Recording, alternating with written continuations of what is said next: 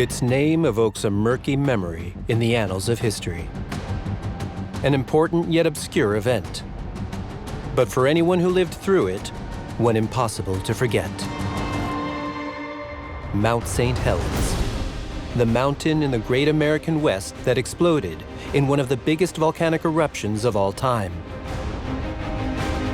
It was, like somebody had moved the mountain down. And it looked like a prehistoric landscape. If there had been a pterodactyl, I wouldn't have been surprised.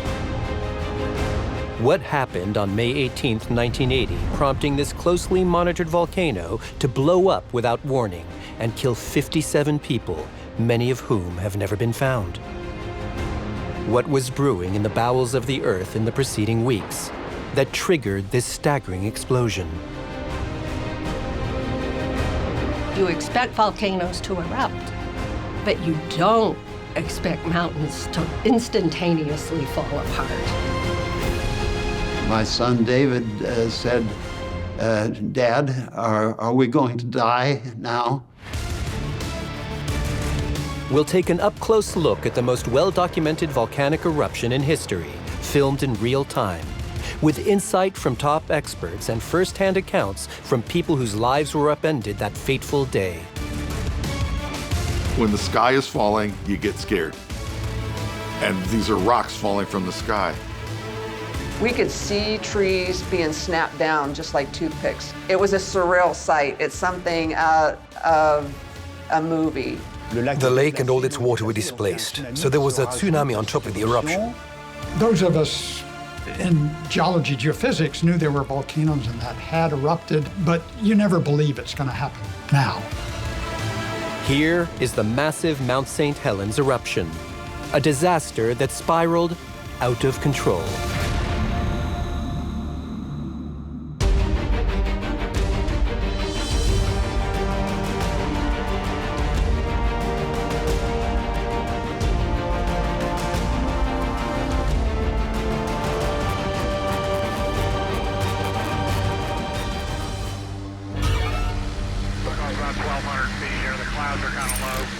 Sunday, May 18th, 1980.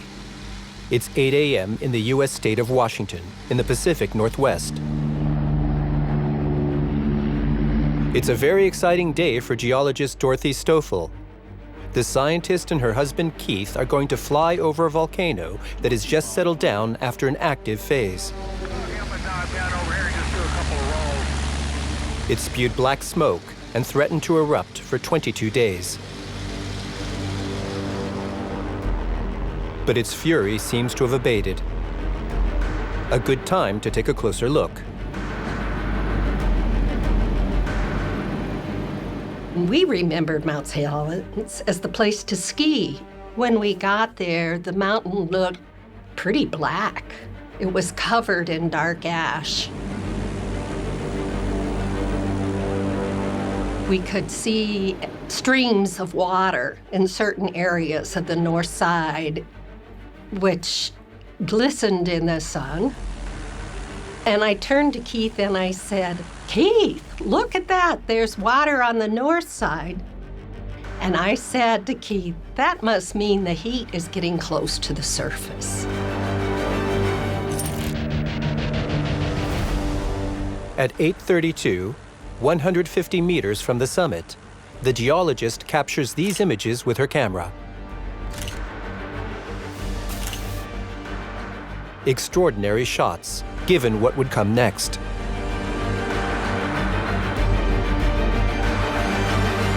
As soon as I took that picture and was taking the second picture, just click, click, but right beneath our feet, the whole north half of the mountain began to almost liquefy. Oh my! This is the big one. This is going to be a huge eruption, and here we are, directly above the mountain. I say as a geologist, you expect volcanoes to erupt, but you don't expect mountains to instantaneously fall apart. Dorothy is unknowingly witnessing one of the most incredible landslides in recorded history.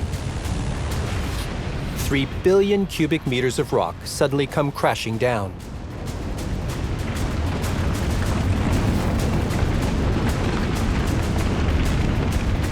The land isn't the only thing that shifts this day. The eruption displaces the surrounding air as well.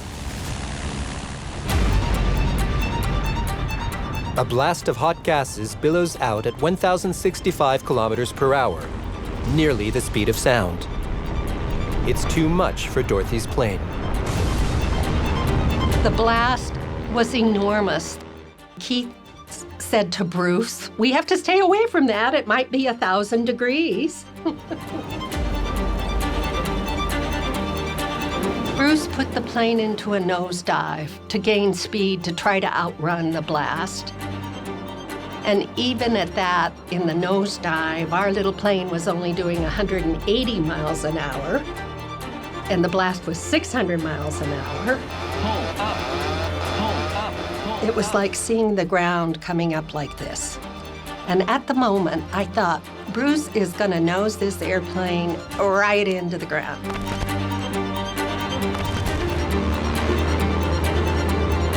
Well, I understand crashing. I don't really understand what it would be like to be engulfed in this blast cloud that's chasing us. And I was thinking we weren't going to survive. I thought of my mother, and I thought, I'm going to disappear, and Mother's never gonna know what happened to me. The scientist never dreamed she'd get an up-close look at an event this astounding. But now her life is in danger, along with everyone else living in the vicinity. The monster will claim its first victims in short order, ravaging a region that was a pristine paradise before this fateful day.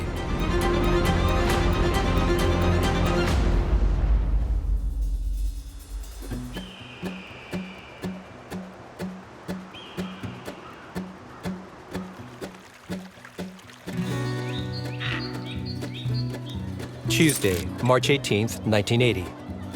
2 months before the eruption.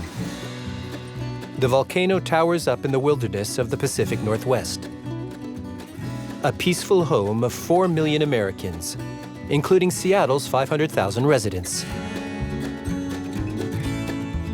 The Pacific Northwest is one of the most beautiful places in the world to live. You've got the mountains, you've got the land, you've got the water, you've got the ocean. These mountains, of course, invite you to climb them. And the process is a great thing of beauty. It was just wildlife down there. A lot of fir trees, very often trees in many places will be 50 to 70 feet tall. It was, I think the word we often use is pristine, because it still seemed largely untouched. It is a bountiful land, thanks to its fertile mountains. 7 of the 452 volcanoes in the Pacific Ring of Fire rise up here, in the Cascade Mountain Range.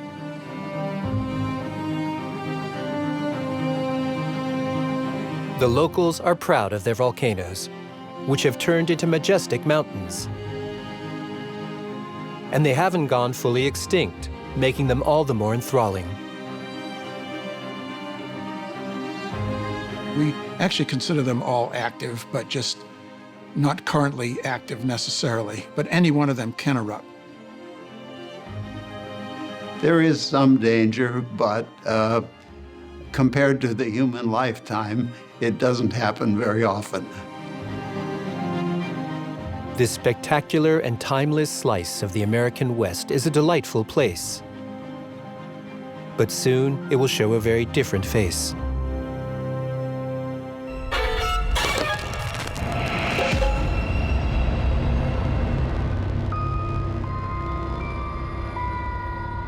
My name is Steve Malone, and when 1980 arrived, I was already studying the volcanoes in the Pacific Northwest.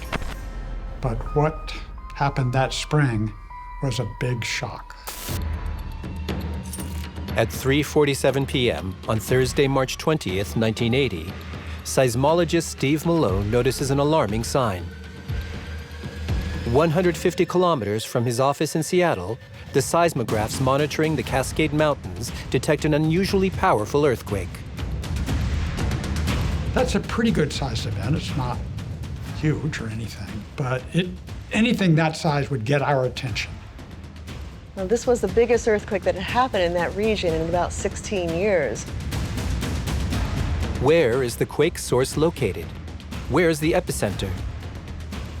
In this part of the country, earth tremors are usually caused by shifting tectonic plates. But the region's volcanoes can trigger a different kind of earthquake.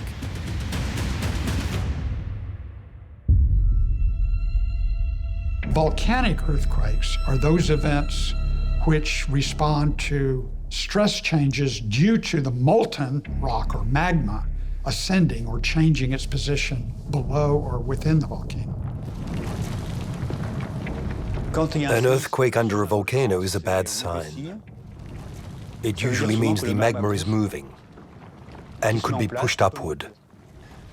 So it came as a surprise and was cause for concern. Concern grows over the day, as the first tremor is followed by a string of small earthquakes.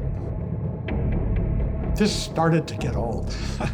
And we were dashing around trying to locate events and realized that almost all of the earthquakes were relatively shallow, and they were right at Mount St. Helens.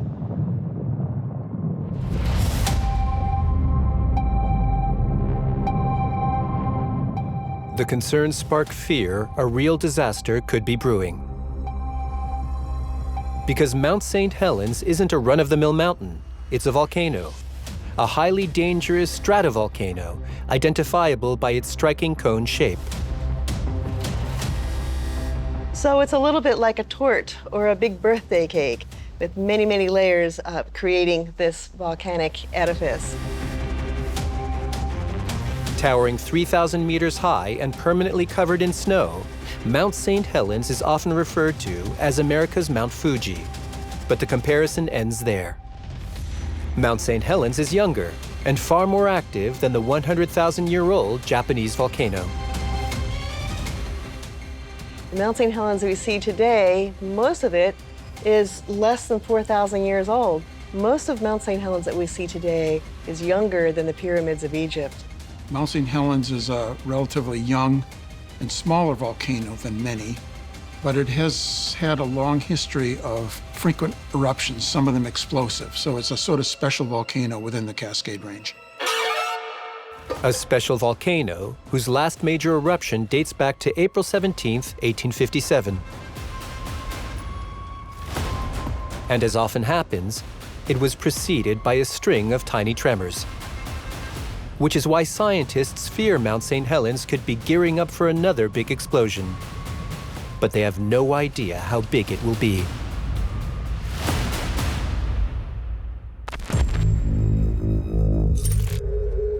Thursday, March 27, 1980. At 1700, Mount St. Helens sends out the first sign of what's brewing underground.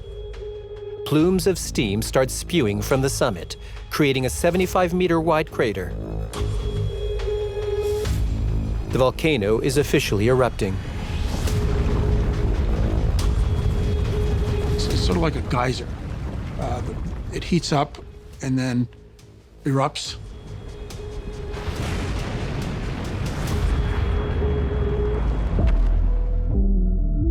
My first name is Jeff, last name is Renner. I was a science journalist for a TV station. My job essentially was to cover science stories, and I specialized in environmental and earth science stories at that time. We are directly over Mount St. Helens right now, and there is no question at all that the volcanic activity has begun. We flew down at that point and flew over the crater, and you could see that opening that occurred, and there was a little smudge of ash, old rock, that had been blasted out with it. You can see smoke and ash pouring from the top of the mountain, especially on the north side of the mountain. It just looked like something was getting ready to happen.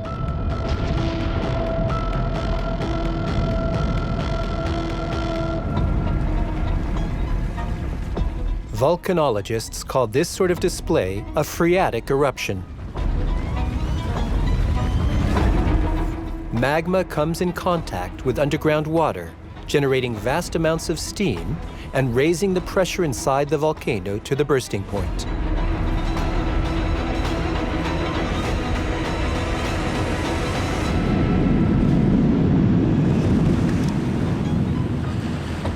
Jacques-Marie Badenzef, volcanologist, Paris-Saclay University. The volcano is full of water. The magma is down deep, but it's 1,000 degrees Celsius. Earth and heat waves start rising, and the water temperature jumps to 100 degrees, hot enough to vaporize the water. It becomes overpressured, like a pressure cooker, and the summit explodes. Those of us in geology, geophysics, knew there were volcanoes and that had erupted in the recent geologic past, and certainly could. Ones were more dangerous than others, but you never believe it's going to happen now. One of nature's most riveting displays, but also a highly dangerous one. Plumes of steam, ash, and rock are blasted 3,300 meters into the air, forming a huge dense dust cloud that builds up static electricity and generates its own lightning bolts. I am Richard Waite with the U.S. Geological Survey. When Mount St. Helens started to become interesting in 1980, I was one of those who came up for the early eruption. Nothing like this had happened in the United States since 1915, and nobody living now has seen anything like this, so it was quite dramatic. Scientists are intrigued by it, more than intrigued, excited by it. Everybody, people are just fascinated by this phenomenon. The warning lights are flashing red now, and will be for hours, because St. Helens is erupting, and it can get a lot worse.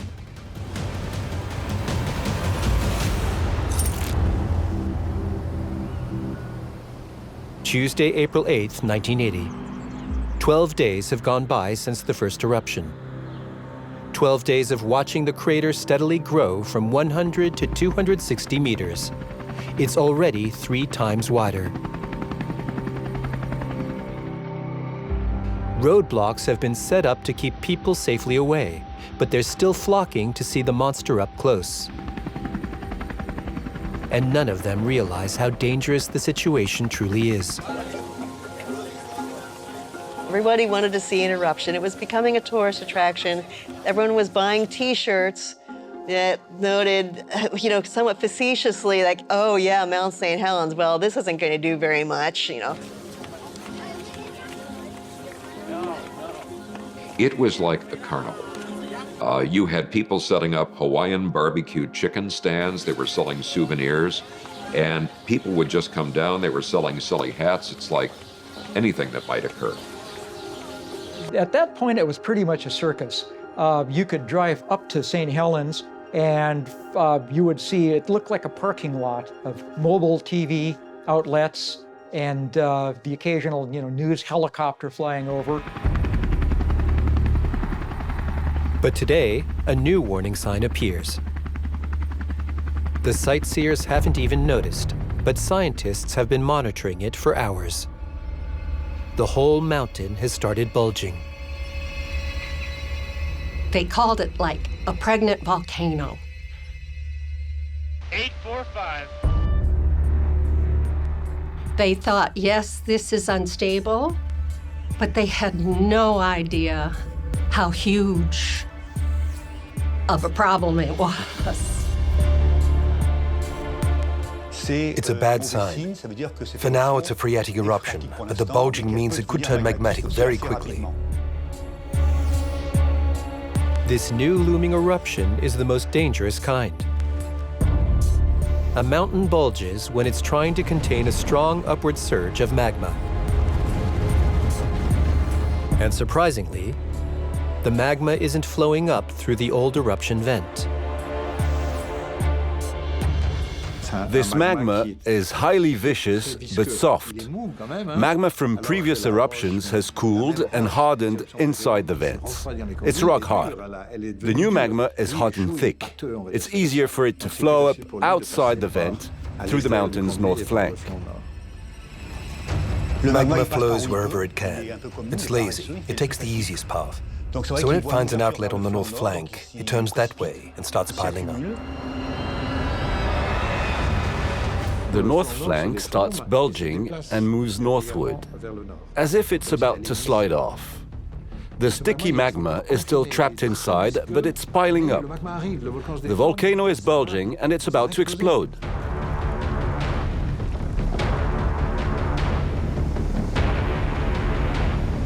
But the volcano's alarming state is invisible to the naked eye.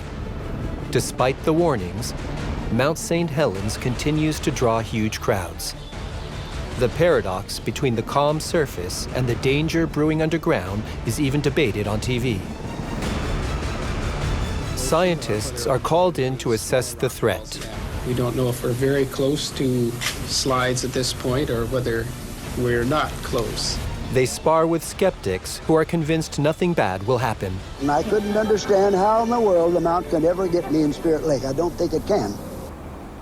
You had the debate of people that, again, said scientists simply don't know what they're talking about. They're being overly cautious. Jeff Renner is a 27-year-old journalist at the time. Sent in to cover the event, he finds a surrealistic scene. We were living out of a tent, and we were getting ready to do a broadcast, and this car drives up. And these two guys came out. I think they had been having a bit of a good time, and they said, "You want an eruption? We'll give you an eruption." And they began to pick up rocks like that big, throw them in the air, and they'd land on their car, and they'd say, "That's what we can expect with an eruption."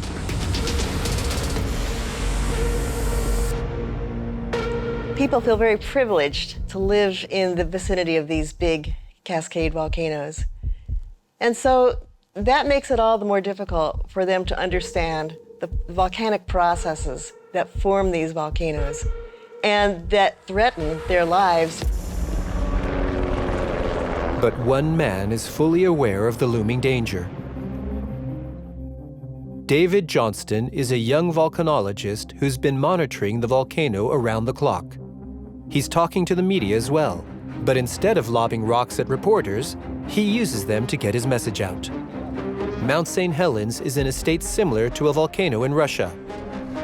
Mount Bezymyany erupted 24 years before Mount St. Helens. This eruption wiped out 500 square kilometers of vegetation. This represents an area 5 times as large as the city of Paris. If humans are around when this happens, they have little chance of survival.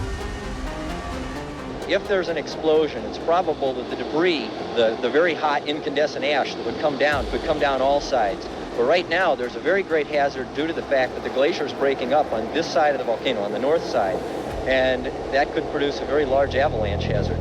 We were doing an interview, and he said, "Where we're standing right now, it's like standing next to a keg of dynamite. The fuse is lit. We just don't know how long that fuse is." And he said, if it were to erupt right now, we would die. Everybody had somewhat different opinions, but the more time went on, the more feeling there was it's probably going to erupt. But we certainly cannot tell when.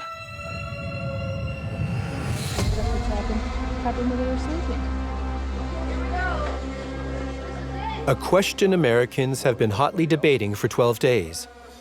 When will the giant unleash its anger? The answer will come very shortly, and even the most attentive experts will be taken by surprise.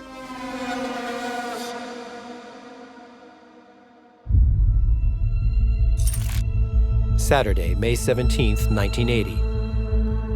A month has gone by since the mountain first started bulging. Scientists are still worried, but the bulge seems to have stopped growing. Skeptics who've been scoffing at a magma explosion appear to be right. The seismic activity drops off. After a while, the phreatic eruptions stop as well. People start asking, why can't we just go home? Maybe that's the end of the situation. Maybe it will stop. Or maybe it will cause a failure of the volcano, which will uncork the bottle, so to say, and allow more magma to come out in a very explosive way. the governor of the state decides to temporarily open the evacuation zone. Everyone is free to wander around Mount St. Helens, incredulously, as witnessed by these people interviewed that day. You don't mind working in the shadow of the mountain, then? No, not at all. There's nothing to be scared of.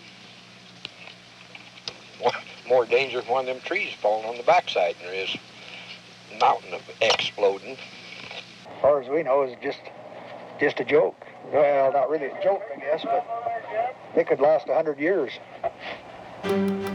But it's the quiet ones you have to watch out for, as scientists like volcanologist Carolyn Dreger know all too well. On May 17, 1980, she sets out with a friend to study the volcano's glaciers. They run into the young volcanologist David Johnston. A meeting that will remain etched deep in her memory, because the clock is already ticking down to the big blast. And David said, you know, I don't think that this is really the safest place to be. And he said, well, you see that bulge over there, that slope, that could fail. And if it does, it will come rushing over here. And so let's just reduce the number of people who are at risk. David Johnson played a large role in our destiny. He saved our lives. And yet people keep pouring in. My name is Venus Durgan. At the time of the eruption of Mount St. Helens, I was 20 years old. Venus Durgan and her boyfriend Roald are camping along the Toutle River, 45 kilometers from the volcano. This camping trip was our first kind of overnight get-together since we had returned from both of our trips. We just loaded all of our camping gear in the car. We were over 30 miles away, so we couldn't even see Mount St. Helens from the camping area that we were at. Keith Ronholm, a 28-year-old geophysics student, is hunkered down 16 kilometers from the volcano, watching for any sign of activity.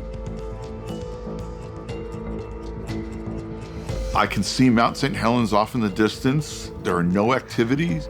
There's no steam. There's no plume above the summit. I thought, well, I'll just sit down on the ground and leaned against the wheel of the car and read my book and had a beer. So I had a very enjoyable afternoon and went to bed.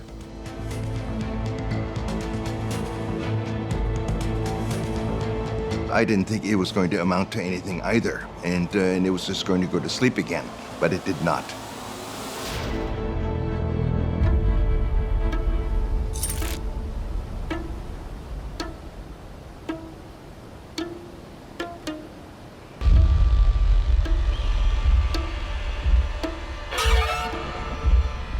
But a few short hours later, on the morning of Sunday, May 18th, 1980, the big blast scientists have been fearing is about to come. David Johnston, the geologist who's been monitoring the bulge, will be the first victim. He tells his colleagues nothing's moving. No change since yesterday. It's bulging, but nothing noteworthy to report. But I can see the gray cone of Mount St. Helens illuminated by the morning sun. And I'm a little disappointed that nothing's happening, and I'd driven all this way, and I'd really like to see something happen.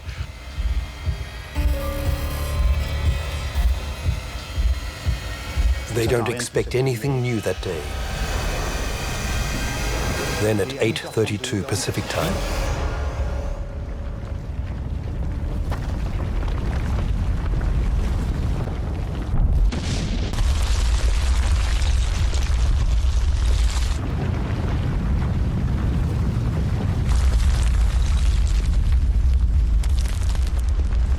there's a major explosion.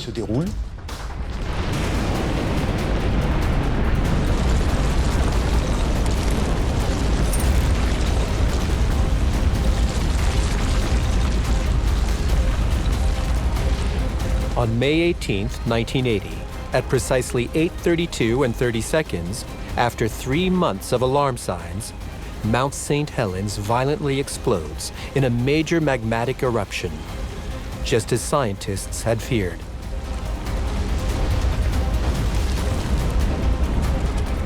It's a cataclysmic 15-megaton blast, as powerful as 27,000 of the atomic bombs dropped on Hiroshima.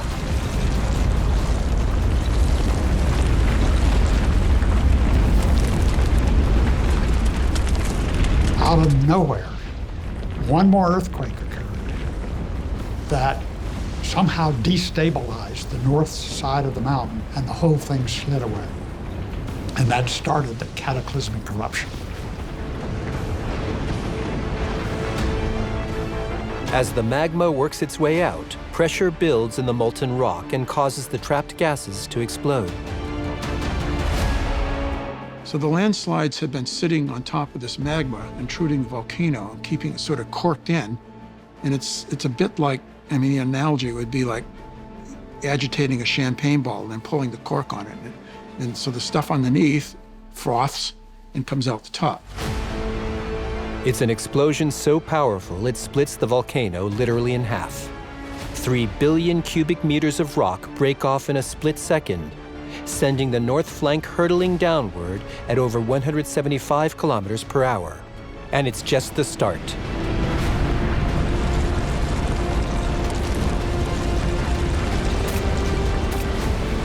The avalanche unleashes the magma, causing it to explode.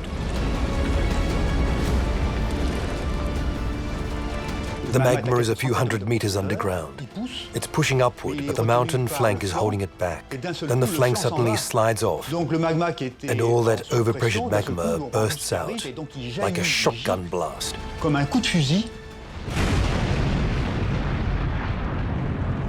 The blast sends up a giant cloud of gas, ash, magma, and pulverized rock. It isn't a huge blast, but it's extremely violent and produces tremendous energy. It travels incredibly fast and far, and is burning hot, 500 to 600 degrees Celsius. The blast is frighteningly fast, moving 1,065 kilometers per hour. As these images show, it zooms out far ahead of the unfolding landslide. These two phenomena combine to create a powerful blast of air that whips up the water in Lake Spirit, 6 kilometers northwest of the volcano, creating a wave 180 meters tall. It ejects the water. It pushes the water ahead of it. The water runs up Spirit Lake. Spirit Lake has got 2 arms. Both of them are narrowing. So it pushes them up into the narrowing arm. The lake and all its water are displaced, creating a tsunami on top of the eruption.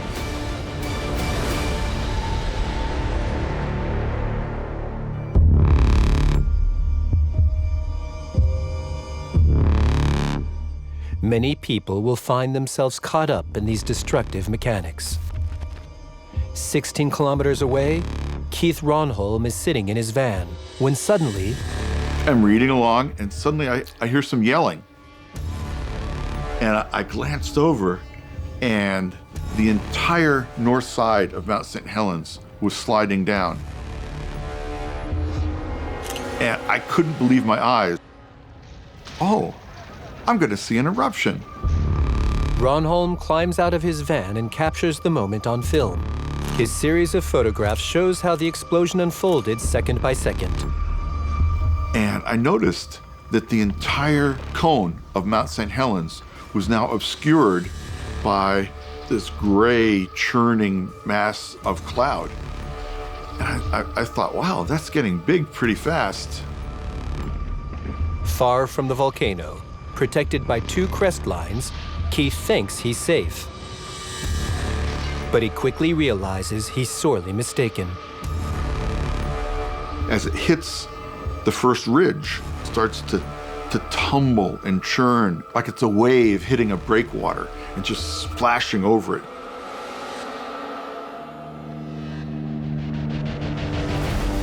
Meanwhile, Dorothy Stoffel is flying over the volcano with her husband Bruce, who's trying to steer the airplane away from the blast. I couldn't take picture. For something that huge to be happening, we were in serious trouble. Keith started yelling, "Oh, neat, oh, neat, oh, neat. We're probably going to not survive."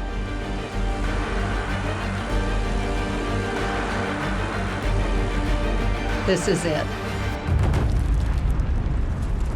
Back on the ground, Keith Ronholm watches the wave of ash roll over the second crest and barrels straight toward him. At that point, I had gone from not being scared to, oh my, it's coming, I better get out of here. So I took one picture and I kept driving. And then I could see above my head this mushroom cloud with this wall of cloud behind me. A giant mushroom cloud, like the one that swallowed up Pompeii 2,000 years ago. The landslide and blast are the precursors of a far more devastating phenomenon that is fast approaching.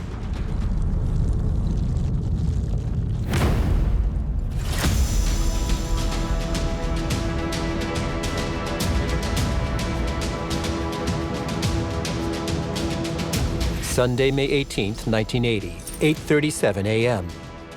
Mount St. Helens has been exploding for 5 minutes. A colossal cloud has formed high in the atmosphere, threatening nearby populations.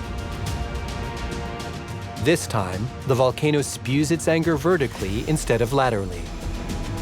It gathers up ambient air and builds what scientists call an eruption column. Cool air coming in feeds this phenomenon, and it makes this giant column. It goes way up, it jets up, and then convects up high, up into the stratosphere. It's enormous and fast, moving at the astounding speed of 1 kilometer a minute, and it's loaded with ash. Up in her airplane, a terrified Dorothy Stoffel watches the column form. Honestly, it looked like a giant bomb. But with all the heat and the forces, it began to lift up. Eruption became 65,000 feet high. And I felt numb.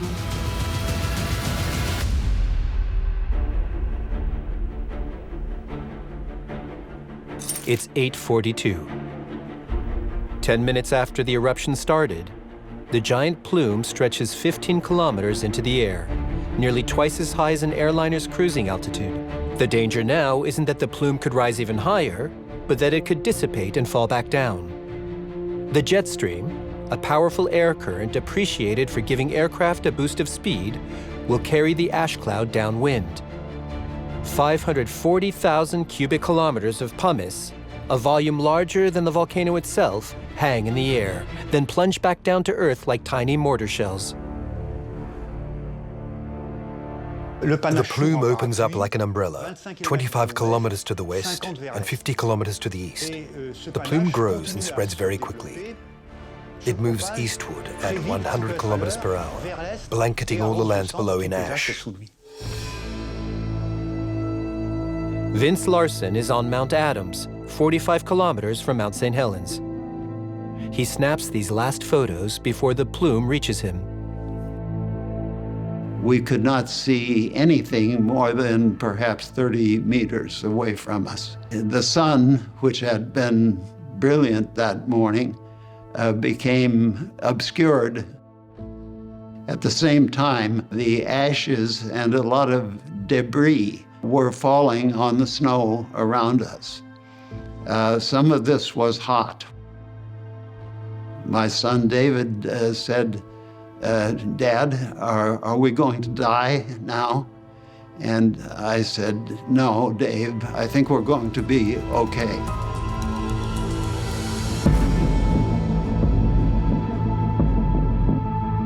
We see the mountain itself disappeared completely in a cloud of ash. Our entire sky turns dark, like big storm clouds. It was like a summer rain shower with large water droplets falling. And that's when the snow started turning dark and brown. Everybody thinks about Pompeii and wondering, you know, are we having a real Pompeii experience here?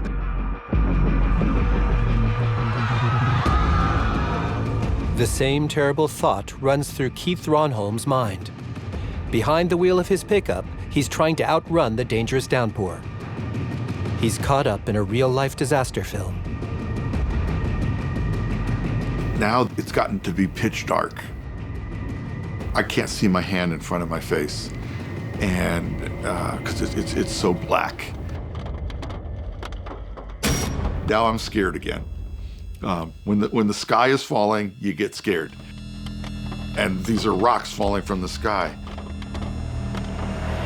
I was trying to drive down the road, and within a minute or so, these rocks started to fade away, but they were replaced with stuff that was sticking to the windshield, little drops of mud that became bigger drops of mud.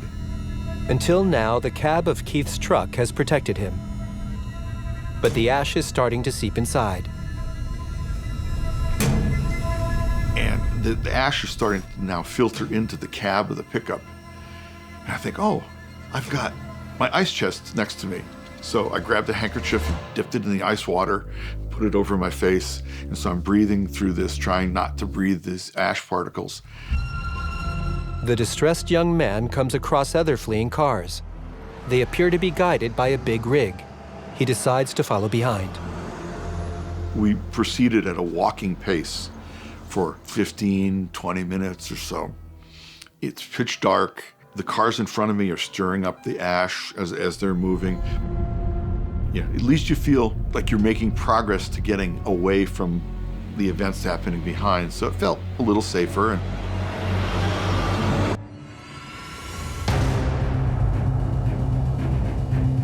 He barely has time to take shelter in a church basement when a new danger looms. You can see the ash raining down in front of the streetlight. What's happening? You know, what's going to happen to us? And, you know, are we going to get hit by lava? And a new danger does arise, but it's not lava. What comes next is far more dangerous. A lahar, a burning hot flow of fluid mud. A phenomenon all too familiar to volcanologists. Herculanum, the city next to Pompeii, was hit by a lahar and wiped off the map in a matter of minutes. Nothing stops this tremendously destructive force. A lahar is a mass of mud and rocks and boulders from a volcano that moves downstream very rapidly, usually caused by either debris avalanche or from snow and ice melt during an eruption. And if that weren't bad enough, this is one of the most heavily wooded areas in the US. Like ogres, lahars uproot thousands of trees and send them crashing forward. It basically cleans out everything. It cleans out the valley, it incorporates stuff, buries things, any bridges or vehicles, anything in the way, get caught at it and buried or ruined. It's spectacular. It looks like tons of matchsticks laid out the same direction for miles on end. We're talking about trees 30 to 35 meters tall, with giant trunks. It's staggering.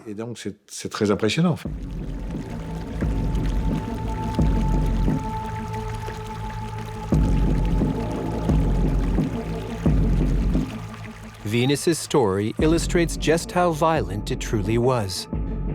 She and her boyfriend Roald are still asleep at their campsite in Toutle, 45 kilometers below the volcano.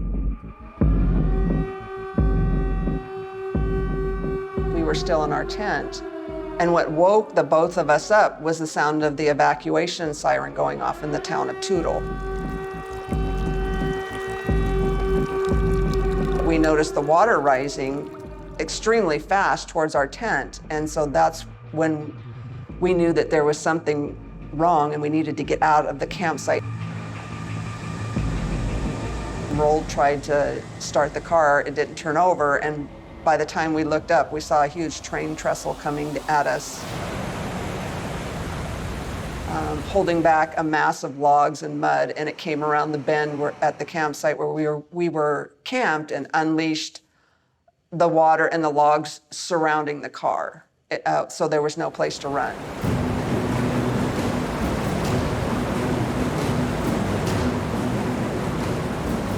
We could see trees being snapped down just like toothpicks as it came towards our campsite.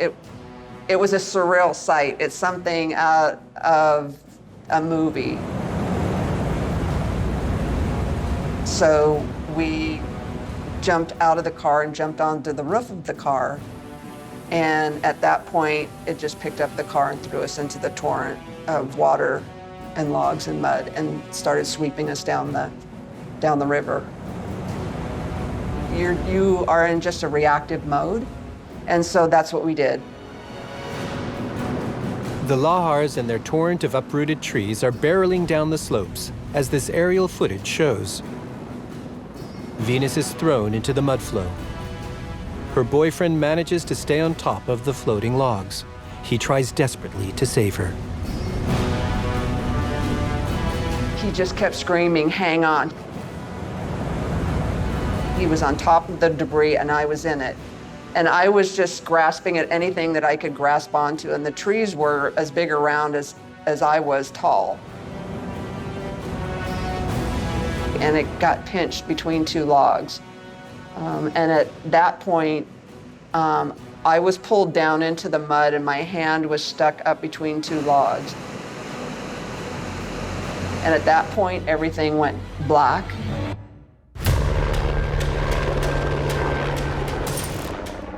It's 10 a.m. Journalist Jeff Renner and his cameraman, Mark Anderson, rush in aboard a helicopter. They're the first ones to fly through the volcanic cloud. We couldn't see, it was all ash in the air, and we really couldn't see the mountain. But we could definitely see that over there it's blue, over here it's ash everywhere. The helicopter pilot says to us, "Okay, you guys, the FAA has put up a 40-mile exclusion zone. What do you think we should do?" So Mark Anderson and Bob Wright, the helicopter pilot, and I all conversed and came to an agreement that yes, this is dangerous, but this is something that we are called to do. Mark, Jeff, and their pilot defy the safety rules, putting their lives on the line to capture the first images of Mount St. Helens. They fly over the lahars that have carried away Venus and her boyfriend. The river literally looked like it was boiling. Now, it wasn't hot, but it was just moving at such a velocity that it was obvious that this was a big eruption. And as I was shooting, it was unbelievable because, you know, the world had been destroyed. It wasn't go here, go there. It was eyes wide open, just trying to shoot everything as we're going, because certainly we had no idea what was going to happen in the hours to come. A few hundred meters below them, Venus Durgan's harrowing ordeal continues. It was popping me up and popping me down, and I was just grabbing whatever I could to hang on, to stay above the mud, but I kept getting pulled down because there was debris and timber underneath me. I had been down so long that I thought, this is it. I'm not coming back up again. I thought my life had ended at that point. But her boyfriend refused to give up on her. I felt Roald grab my hand, and with all of his strength, he pulled me up out of the mud. We started jumping from log to log, trying to get up a hillside and get to high ground. I was going in shock at that point because I was still trying to figure out what had just occurred. It's the craziest ride I've ever had in my life. Venus is seriously injured. Luckily, she receives immediate medical care. Many other victims won't be as lucky. The Mount St. Helens eruption kills 57 people. Most die from asphyxiation. Others, like volcanologist David Johnston, likely one of the first people hit by the volcano's fiery outburst, have never been found. There's no question that David and his work saved a lot of lives, and also because of his work and the work of his colleagues, helped us better understand volcanoes and gave us the gift of understanding what leads up to a major eruption to help save lives in the future. The disaster took a heavy toll on the environment. The numbers are staggering.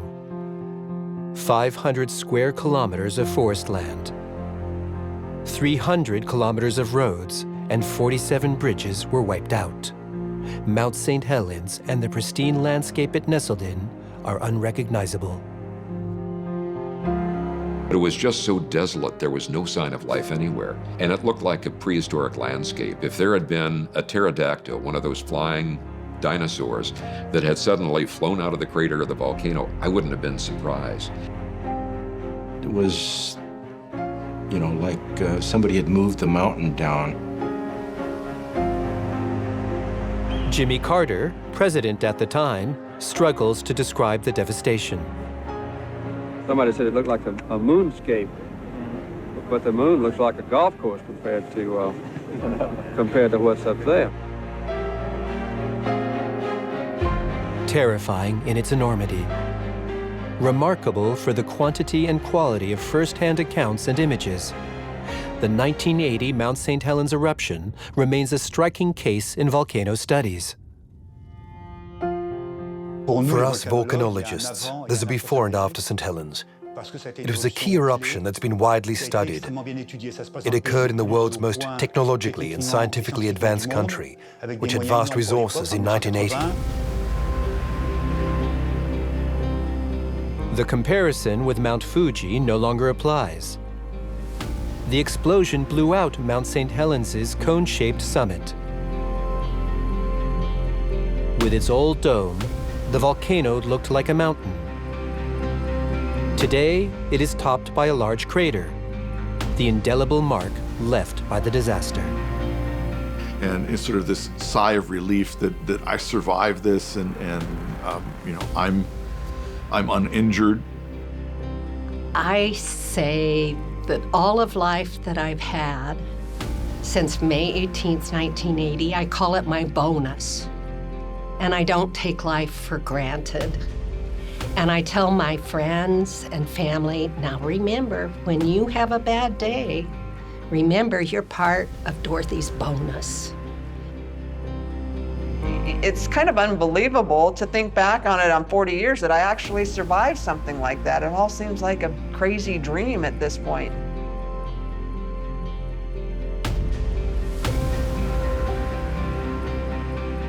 The human race is continuing to grow on this planet, but that's not going to stop Mother Nature from doing what it naturally does. And we need to have a plan in place to know how to, you can't mitigate it, you're going to have to learn to live with it and how to survive it.